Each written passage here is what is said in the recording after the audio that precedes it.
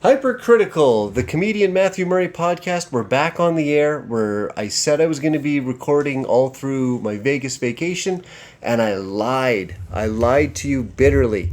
Another thing I lied to you about, because this podcast is nothing but deception, I said I'd have no guests, and Melissa, my delightful wife, has muscled her way onto the podcast. She's finally insisted that she join me, and she's here with me now. Hi, guys. You may recognize her from her YouTube channel, A Melissa Moment. So if you YouTube search A Melissa Moment, all one word, you'll find 900 plus videos of her unboxing literally every single product ever Not sold. every single product. So we got a lot to catch up on here. The only other thing I'm going to say as a preface, I have said on previous podcasts that I only want to do these things in one take. I don't want to do a lot of editing. If I say something, I want to say what I believe and just speak from the heart all the way. I'm going to put an asterisk on this one. We're recording from home. So if in the event our daughter wanders down the stairs, I will cut that out. We don't put her on any social media. I'm also eating snacks. Yeah, and I've got this really nice, high valuable microphone, and Melissa's decided cheesies. It's like ASMR. Yeah, just crunchy. Yeah, okay. So let's bring you up to speed. We did the Vegas vacation. We've got politics. We've got the Olympics. We've got stupid people in Saskatchewan. There really is. I mean, I know you have been a fan of the podcast since it started. And Absolutely. You've listened to how many episodes? Riveting. I've listened to every single one that you've done. You've never listened to a single one. I started to, and then I got busy doing other things. You got bored. Yeah. So, yeah. You know what? And you know what? This is more for me than it is for anyone else. So I can't remember. You were talking about something that didn't interest me, though. It was like, no, it was like business. If there's anything that could define our relationship, it's right there. It's just like, it was wow, I could just push stop and you'll stop talking. No, it was business stuff. And I'm just like, I don't have time for business stuff. So it was just not interesting to me. Yeah, and I don't... That must have been like one of the very first episodes, because I have not been talking business. It was like the very first episode. I'm like, oh, here we go. I'm going to support my husband. I'm going to listen to his podcast. And I tried, and I just... And how many episodes of your YouTube channel have I watched? All of them. 900. But here's the thing. 900 I don't episodes. always watch my own. You record them, and I watch and record them, but I don't usually go back and watch them unless I specifically go back because I need to remember something I said or did in a video. Then I'll go back and watch them. All right. So I watched 900 of your videos. You've listened to none of my podcasts. I've listened to 10%. All right. So let's talk Vegas. So you've done a bunch of Vegas reviews. I did. If you go on the Melissa Moment YouTube, you'll see all the things she bought. And all the things Matthew bought. And all the things our daughter bought. Yeah. But really want to talk about, like, if there's one thing I want to say to the masses, like the huge following that this podcast has accumulated, the majority of my listening audience is in Saskatchewan. Right. And I just want them to know how horrible it is here. Yeah. Like I think part of being a podcaster is to open up your audience to new realities and understand things that they may not. And if you've lived your whole life in Saskatchewan, which I have, so yeah. I'm like speaking for all this Saskatchewanian thing, that's me. But here's the thing, because it's horrible. You are from Alberta originally, okay? Yes. I've been here my whole life. Now, to be fair to people who live in Saskatchewan, not everyone gets to live with me, so therefore they don't get to see. That's not true. If you have never left Saskatchewan or Canada... Yeah, like if you're being locked up in shields... That's not what I'm saying. I find a lot of people from Saskatchewan live in covens. We don't leave. No. We don't. This is our home. I'll tell you, I actually was talking about this. What you do is you lure men to the province. We do not. There's something in the water that just makes the girls here attractive. I don't think so. Well, and here I am with you. Yeah, well, I'm the one exception. But Anyway, here's the thing. What I'm saying one is leaves. nobody leaves. The one young thing, people leave. Yes, the one thing I'll say about Saskatchewan, we have very deep family roots here. And we just don't go anywhere. We don't have that like, oh, I need to go out of the house and move away. Better myself. We don't do that. No. So if you've never left our province or our country, Get out. you do not realize Get out. how bad the environment is. It's like an abusive relationship, right? When you're in that relationship, you don't realize how bad it is until you go out and then you're like, wait a second. It's not supposed to be that way. Yeah.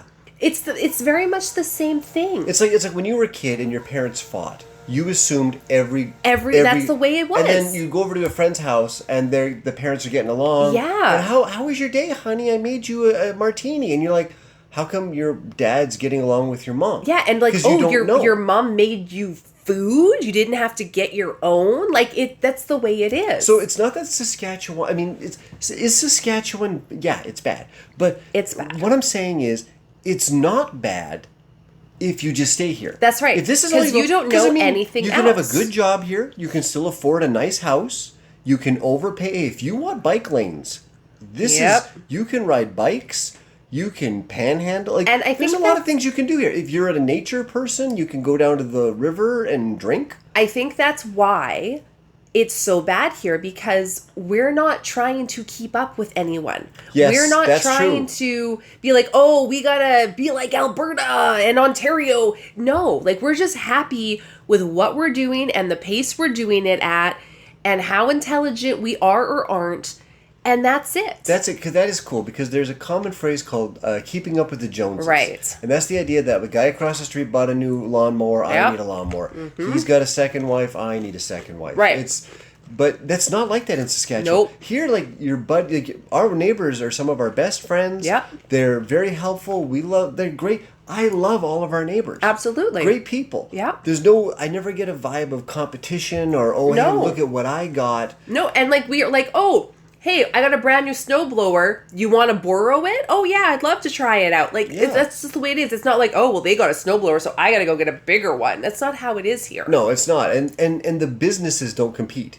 Like, when I was trying to get a job here, I'd be like, who are you trying to compete with? They're like, oh, we're not really. I mean, we make our money. We're just doing our own thing, and, we're doing good. okay. So that's Saskatchewan. Yeah. But it's really bad as soon as you leave.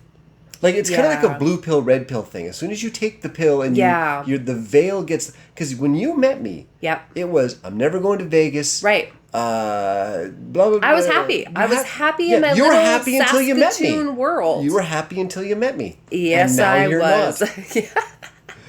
It's not even funny. It is funny. No, it isn't, because you are capable and have achieved so much. Yeah. You have excelled past your expectations of yourself. Oh, absolutely. Because you were very content when I met you. I was. I was happy with the way things were. I knew how much money I made every paycheck, and I knew what my bills were, and I knew who my friends were. Matthew doesn't like that I'm making noise. Yeah, because you're banging the mic. It's fine. You're killing me. You know what? Anyway. This is a podcast. Welcome to it. I'm just saying. I was happy. And then I met you, and then I exposed... I was like, you changed everything. I was like, you're making how much, and you're doing what? Because... You should get 3 times what you're... Because you were working like 3 people's worth of work. Yeah, but that was the retail world in Saskatchewan. Yeah. And what I was making was what people in my position were making. Yes. And that's just the way it was. And you were doing fine. Go home, have a bowl of I was alphagetti doing fine. or... No, I was not that poor. No, I'm just saying you were poor. I'm just saying you go home, watch TV. Yeah, I had my routine. I did my thing, and I was happy with it. You got some wings and did your thing. I was happy. And now, viciously unhappy, but you get to go to Vegas. That's not true. Vegas was amazing. I'm not unhappy. You're happy in Vegas. That's my point. I am not unhappy with myself. I'm unhappy with the people around me. Because they're from Saskatchewan. They don't realize how bad it is here. We're losing everybody off this podcast. No one will listen after this. You're Like, hey, thanks for telling us what you your really think of us. listeners are going to double after this podcast just because I'm here. Trust me. But what I'm saying is, it's just everyone around you is doing the bare minimum. And that's what makes me unhappy now. That's fair. Right? Because I'm not doing the bare minimum. The content does breed complacency. Absolutely. And people are so entitled who live, like younger people. Let me say that. Younger people. That's funny because on a lot of these podcasts, I've prefaced it in saying I don't want to become angry old ranting white man. Oh, you're going to. You're halfway there. Please become angry old white woman. But I'm just saying, younger people are entitled. And they feel that everything should be handed to them on a silver platter. Which you can't even get anymore. And I'm from the age of you work for something. Like, you go and do your job to the best of your ability, and you hope someone above you sees how good you're doing and gives you a promotion. People don't do that anymore. They're like, well, this is my job. I'll do what I have to do. I expect a raise every 3 months and a promotion, and like, it just, you got to put the effort in, and people don't do it anymore. They just don't. And I tell you, like, as awesome as Vegas is, one of the things that makes it so awesome, and I don't want to get deep down the rabbit hole of Canada America versus America and healthcare and Trump and all. There's pros and cons to both. But if there's one thing, if there's an underlying vibe to America, it's that you can achieve as much as you want to achieve. Yep. You can be whatever you want if you put in the work. Now, don't get me wrong, it's a lie. For the most part, the system just fucks you. But I don't think it is. No, it is. The system's designed to keep you where it is. But in America, there's at least an undertone of hope and effort and hustle, and everyone is extroverted, and they're trying to make it happen. But here's the thing. In America, my experience with people, specifically from Vegas, because that's where we go most of the time, they're happy to go to work. Yes. They are thrilled to be at their job. It doesn't matter if you are working at a Dollar Tree, or if you are working at a Walmart, or if you are working at one of the biggest casinos in Vegas. They are happy to be there. Very much not like here. People here, they don't want to go to work. They're like, oh, I think I'm going to call in sick today. Oh, gosh, I have to go again. Like, it's so different. They love their job. Yeah. It doesn't matter what it is. Crack at a later podcast, I got into it with a hairdresser down there while she was doing my hair about the differences of how we did like the CERB during COVID, versus how they did stimulus packages. But anyway, we're back from Vegas. Yes. And we got a new freezer. We got a new everything. We made some big purchases down there. Yeah, we made, and if there's, one thing we should say is a huge thank you to WestJet. Oh, yeah. I know WestJet's been kind of taking it in the teeth right now. Yep. But if there ever was a time to go on strike and strand someone in Vegas. Yes. That, you know, like, we were so put out that we had to stay in Vegas, like, an extra 4 or 5 days. Like, honestly. And they paid for the hotel. You know, it was just. And the vouchers. And, you know, I get it. Things happen. There's no way to predict when a strike is going to happen or anything like that. And I do understand for a lot of people that is an inconvenience, right? Because they have... But we don't care about them. Yeah, I know, but what I'm saying is us. They got jobs they got to get back to. They got, you know, maybe they can't afford another 4 or 5 days in Vegas. So now they're scrambling, like, how are we going to pay for this? What are we going to do? I get that. I get the stress. There are slot machines. That's true. You put it on red. That's true. Boom. But I do get the stress.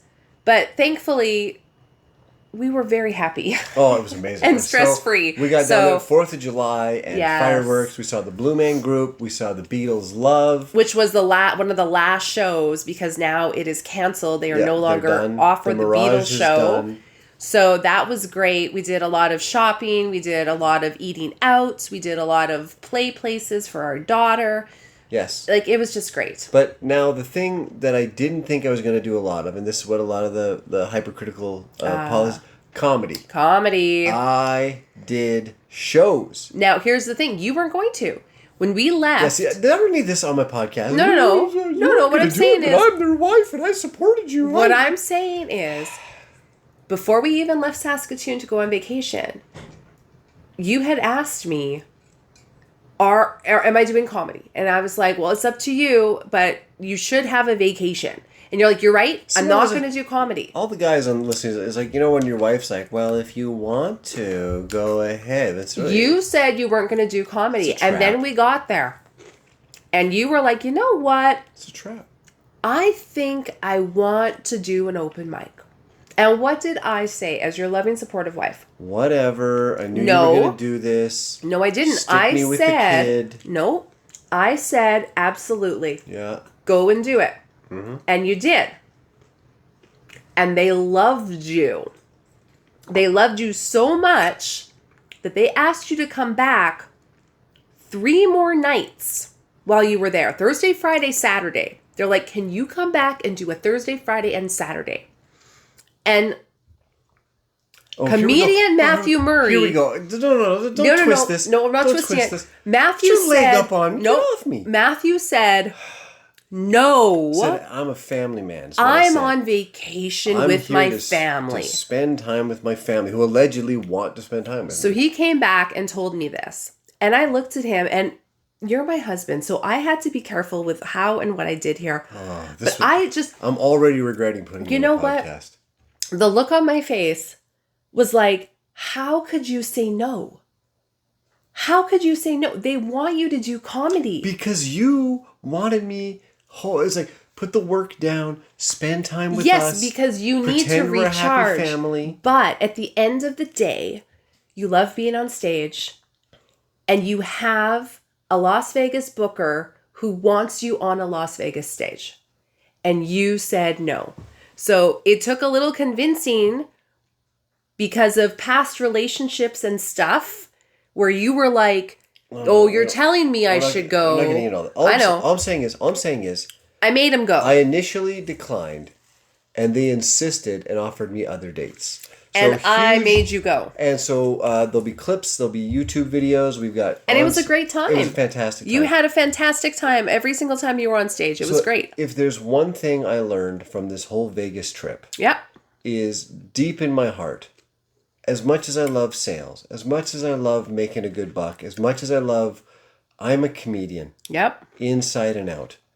And that's what I'm supposed to be doing. Mm-hmm. Now, I'm not going to uproot the family and all of that, but podcasts, creating content, like even now, I don't even know how many minutes in. Probably a lot. I talk a lot. I am at a 10 right now when it comes to enjoyment. Mm-hmm. Like spending time with you is not great. I get it. I don't like spending time with you either. But it's not that I dislike spending time. It's not like, I got to spend time with my wife. Blah. It's that spending time with you is spending time not doing comedy. Absolutely. Comedy in general is a mindset. Yeah. You're like, I got to find the funny in this and what happened today and there's a headline. Is that a bit? And I'm talking to another comedian and wow, he's not very funny, but at least I'm talking to him and he's giving me and so like I'll read like, there's a headline, there was a plebiscite today. Oh, that's a funny word, plebiscite. Does that and like nobody knows what that word means. You're in that comedic mindset. Yeah. And it's like a writer. When a writer sits down and they're like, look, I'm going to write my book. I'm going to write my screenplay. Yeah. That's what they want to do. Right. So even now, I've been talking to you for hours. You've been home like from the gym for like 5. Now I'm enjoying my time with you. Right. Because in a way, I'm on stage. It's a heightened version of me. Yeah. And if you watch any comedians in cars getting coffee or any of the other interview things, what a comedian will explain is the 45 minutes we're on stage or that window of time, that's actually us. And the other 23 hours is us surviving in society to get that hour. What I've noticed is like, especially with like my family and stuff, they would go and work an 8-hour job that they didn't want to do. But when they got home at 5 o'clock, they're like, oh, good. Now I'm home. I can do what I want to do. I can watch a TV show. I can there's how many songs are there about working for the weekend and hey, it's Saturday night. There's not very many people that can go and just do what they want to do all the time. Yeah, and I'm very spoiled in that. Yes. This is one thing I wanted to talk about on my podcast. So now I'm in an awkward spot. Yeah. Because I want to talk about something because it's my podcast. Absolutely. This is something I should have told you about before the podcast. Ah, one of those. You've done that a lot lately. And I didn't expect you to be on this podcast. Oh, well, here I am. So now, lay it on me. What's going to happen is I'm going to have this conversation, and then when the podcast is done, she's going to go, oh, that was great. So let's talk about that some more. No, that's not true. Okay, so I love my day job. They treat me like gold. Everything is awesome there. I had another amazing opportunity come to me. Why do you keep doing this? I didn't look. They sooked, No. sought. They sought me. I got headhunted, and I got cheese. I'm eating cheesies. Okay. And so they called me and they gave me a preliminary. Was this today? No, last week. Last week, and this is the first I've heard of it. Well, if Wow. you'd listen to Hypercritical, the Matthew Murray podcast, Oh, more I'm often, so glad he shared this with you guys before his wife. Well, I like them. I'll tell you, and again, another thing I've said in the podcast, one of the best parts about a podcast is there's no audience. I can say anything, and there's no acceptance or rejection. Let's get back to this. So last week, someone offered you a job. Or at least they put an offer on the table to see if I'd want to move further in the hiring process. Here in Saskatchewan? Yes. Oh. And comparative wage. A bit of a cut, but no commissions, no hustling. Pretty solid. Sales again? Same thing? No. Oh. Something else. Oh. Similar. But you love sales. More marketing. Oh. More enablement. Really attractive. Great benefits package. Better than what you have now? Yeah. Because yours is pretty good now. Pretty good. Travel. So why didn't you talk to me about it? Because in that initial 20-minute speculative conversation where they were feeling me out, they said something that was a tripwire. Oh. So I was like, well, what's it like working with you? Because the person I was talking to would be my direct report, my boss. Mm-hmm. Well, what kind of person do you like working with? Or what are the benefits of working with your company, and et cetera? Right. And the one thing they said was, oh, it's a great work environment. You can work from home 1 day a week if you want. 1 day a week. Yeah, okay. And then it was done. So the flexibility is not there. So what it showed me was that this whole grass is greener thing is insane. I'm living a dream life. Absolutely. My job is fantastic. Yep. They treat me like gold. They do. I make a very good dollar. It's performance based. Yep. So I do work very too hard for them. Yep. But in return, they compensate me in accordance with what we agree upon. And they're good people. And outside of work, they're good people. They're the best people. Yeah. Of all the people I've worked with, they're the best I've people. met a lot of the people he works with, and they're very good people. They're very, very... couple real... but there's always a few, but overall, on the whole, fantastic. Mm-hmm. And then, as soon as I heard that, I was like, oh, I actually have the dream job of 99%. Because you'll say to me, oh, I got an appointment at 10 o'clock. I need you to work from home. I was like, yeah, sure, no problem. Oh, hey, can you come home early Thursday because we got to do that? Yeah, I'll work a couple extra hours on the... And it's like... It's very flexible. Well, because it's performance-based. Yeah. It's result-based. Yeah. Get us the result we want. Yeah. We'll give you the money. We don't care how you get there. Right. And that's the work environment I've been asking for forever. And now you have it. And comedy's the same way. Yeah. Just be funny. Yeah. So when I got to LA or Vegas, I had to, hey, I'm actually a comedian. Here's my link tree. Shout out to my social media manager who's doing a great job on that. He's great. He's doing great. And then all of a sudden I had the full portfolio. Here's the videos. He's like, oh, okay, you can do 5. Yeah. And it was well set up. A couple guys that went up ahead of me, only 2 or 3 years into it, younger 20s guys, did fine. They're going to be great. Yeah. But they primed the room. Right. I showed up, knocked them out. Right.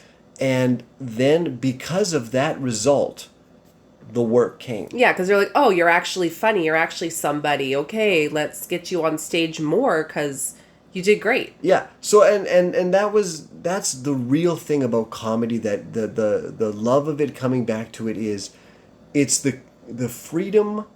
It's one of the last meritocracies in all of business. Again, no one knows what that Well, word a means. meritocracy is you get your achievement is in accordance with your ability. So like you might get further in one job because your dad's the boss, or maybe a female comedian gets further than a male. Eventually, it all washes out, and the funniest people with the best work ethic rise to the top. Yep. At any given time, someone can get a little further ahead or behind based on they knew a guy, or right place, right time. What they look like. What they look like. You fit a demographic, or hey, that was what we were going for that year. Yeah. But over time, the one shots fade, and the people who can actually do it rise up. Right. And don't get me wrong, I'm not saying I deserve a Netflix special and that other stuff, but to be able to essentially make a living off stand-up, I'm already in the 1%. Yeah. And that's rarefied air at that point. Well, especially in Saskatchewan. Yeah. So, Like- hey, book your Christmas party now. Yeah. But I came back from Vegas with a new appreciation of my day job, a new appreciation of comedy, and I just... And a new appreciation of me. You made the podcast. I did make the podcast. I'm very honored to be here. Yeah. So we're back in Saskatoon. The Olympics are going.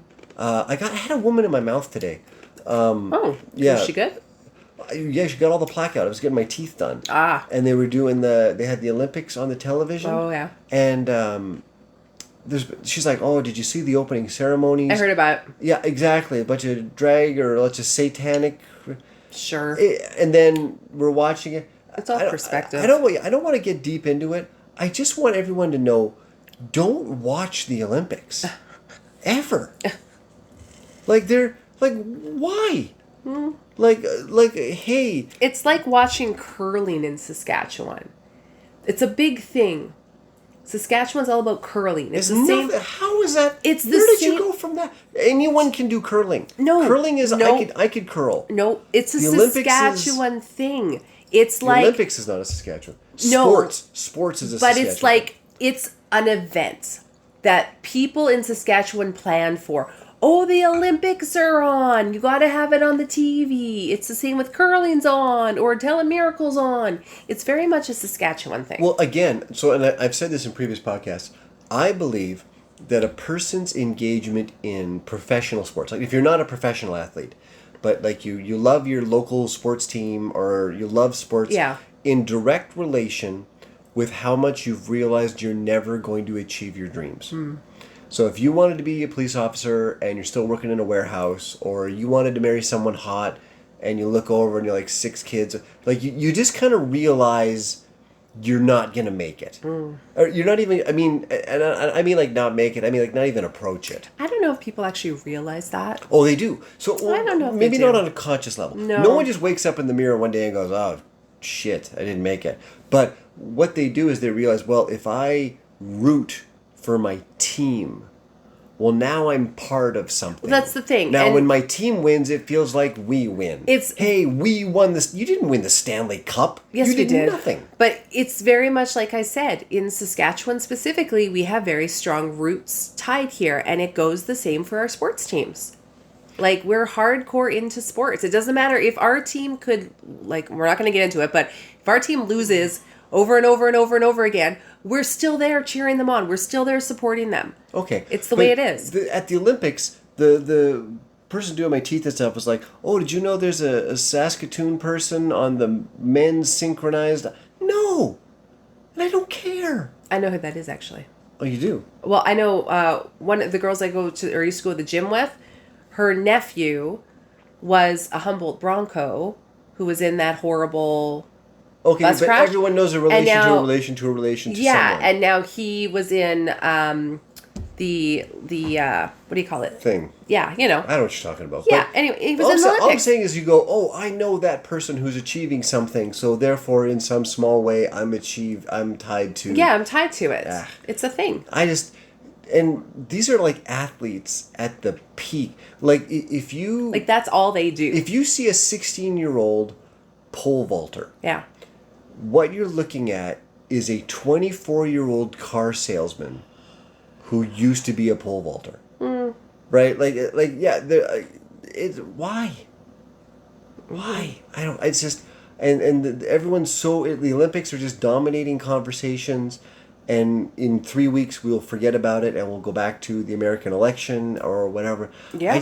I'm not. And what's funny is I used to when I was a kid. I was like, oh, yeah, Olympics. Ah. Like when '88, when the Winter Olympics were in Calgary. Yes. The whole city was insane. Now this is funny because I will still be doing the podcast 2 years from now. Probably. So in 2 years from now, when World Cup is in Canada, and I'm losing my shit because the single biggest planetary event is taking place. See, you're already planning this. You're already talking about this, and it's 2 years away. That's how big it is. And yet you're ragging on people who are excited about the Olympics. No, but what I'm saying is, I'm not excited. I'm not cheering. Yes, you are. I'm not. I'm excited about the gathering of the World Cup. Well, that's what we're excited about too. No, it's the Olympics. I'm excited that the World Cup is in Canada, that we're going to meet people from 100 different nations, that we're going to be part of... But what you don't understand is people in Saskatchewan, with the Olympics, the reason we get excited about it and we watch it is because your lives are terrible. No, it's because now we have something else to talk about besides the weather. So yes, wheat and weather. Farmers down here, man. That's what we are. It's... Oh, man. I don't know what to do with that. Anyway, that's the way it is. We're just supportive of people. That's it. We are. You are. We don't understand that. I love how we talked about I was successful in Vegas, and somehow that tied to look how supportive I am. No, I said we. We are Saskatchewan people. That's the way it is. I'm tying it back around to the beginning of the podcast where you're just like, people are just horrible here. And I'm except like, yeah. You. No. That was where we started, is that people in Saskatchewan are horrible except it's just like, it's the same. Like, it's just the way it is. I love Saskatchewan. If you're in Saskatchewan, I'd love to come do your corporate Christmas party. It's a beautiful place. I love being born here. Born and raised here. I love it. I love it here. But it is different compared to other places in the world, and it's different compared to every other place in the world. We are unique, behind the times. I'll say that. You're solid in who you are. Listen to me backtrack as hard and fast as possible because I still want to get the gig. Yeah, you know. It's okay. But it's just the way it is. I mean, pros and cons to everything, right? And Saskatchewan's a beautiful place. I mean, I still live here, born and raised here. I didn't have any plans. Let us move, right? I didn't have any plans to move at all. I was happy here. I'm like, this is it. This is where I was born. This is my home, and it will always be my home. I don't know if I'll ever move out of here or not, but I'm more open to it. The one thing we can brag about, our house is so awesome. Yes. Our backyard is so awesome. Yes. Our next door neighbor, we have an awesome next door neighbor and a really good next door neighbor. They're both awesome. We'll let them figure it out. No.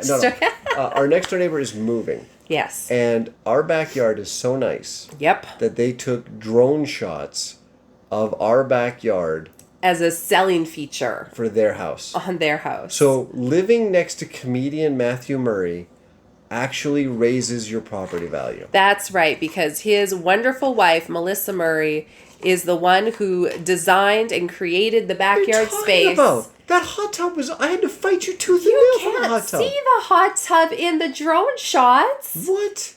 It's underneath the overhang. All they're seeing is what I created. You're welcome. This is how amazing I am. See? I'm just a gift. Anyways, guys, all kinds of social media links. It's good to be back here. We'll be releasing once a week again, right away. Please check out all of the links. The Christmas season is starting to book up. Actually, 2 or 3 of the Christmas dates are gone. Yes, December's getting full. Surprisingly. Yeah. I'm actually going to be in northern Alberta a little bit this time. We got a couple up there. Yep. So northern Alberta, we're coming your way for some Christmas shows. We're coming all the way through down to, not Estevan, but there's one even closer to the U.S. border. Oh, gosh, I can't remember. But yeah, we're coming all through. So get your tickets, book your shows right away. Yep. And thanks. I lie a lot. Yeah. So sorry I didn't record all the way through. I didn't want to work through me not doing the podcast was my gift to you, Melissa. Oh, how sweet. And then I made you go to work, and that was my gift to you. Look at this. Look at us giving and taking. See, this is a great relationship. All right. Well, I should have a brilliant tagline to end my show, but I don't.